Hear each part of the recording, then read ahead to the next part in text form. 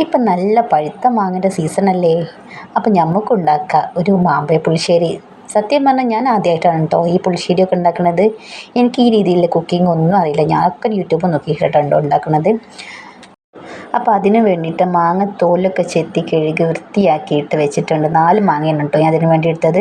അതിലേക്ക് കറിവേപ്പില, 3 പച്ചമുളക്, ഒരു 1/4 ടീസ്പൂൺ മഞ്ഞൾപ്പൊടി, ഒരു 1.5 ടീസ്പൂണ് ഉപ്പുപൊടി ഇട്ടോ ഞാൻ ചേർത്തിട്ടുണ്ട്. എന്നിട്ട് ഇത് നന്നായിട്ട് മിക്സ് ആക്കിയതിൻ്റെ ശേഷം കത്തിയുള്ള തീയിലേക്ക് ചട്ടിയിൽ അങ്ങനെ വെക്കുക കേട്ടോ. ഒരു 10 മിനിറ്റ് നേരം ഇതങ്ങനെ തിളക്കട്ടെ കേട്ടോ. ഇതൊന്ന് വേവട്ടെ. ഇനി ഇതിലേക്ക് വേണ്ട തേങ്ങ അരപ്പ് റെഡിയാക്കാം. അതിന് 1.5 കപ്പ് തേങ്ങ ഞാൻ ചിരകി മിക്സിക്ക് ഇട്ടിട്ടുണ്ട്. അത് 2 വെളുത്തുള്ളി, 2 ചീരുള്ളി, 1/4 ടീസ്പൂണ് മഞ്ഞൾപ്പൊടി, 1/4 ടീസ്പൂണ് ചെറിയ ജീരകം, 1/4 കപ്പ് വെള്ളവും ചേർത്തിട്ട് ഞാനിത് അരച്ചെടുത്തിട്ടുണ്ട് കേട്ടോ. നന്നായിട്ട് അരച്ചിട്ടില്ല, ചെറിയ കട്ട രീതിയിലാണ് ഞാൻ അരച്ചത്. എന്നിട്ട് നമ്മളവിടെ അടുപ്പത്ത് വേവിക്കാൻ വെച്ചിട്ട് നമ്മൾ മാങ്ങണ്ടല്ലോ, അതിലേക്ക് നമ്മൾ ഈ അരച്ച് വെച്ചത് പാരുക കേട്ടോ.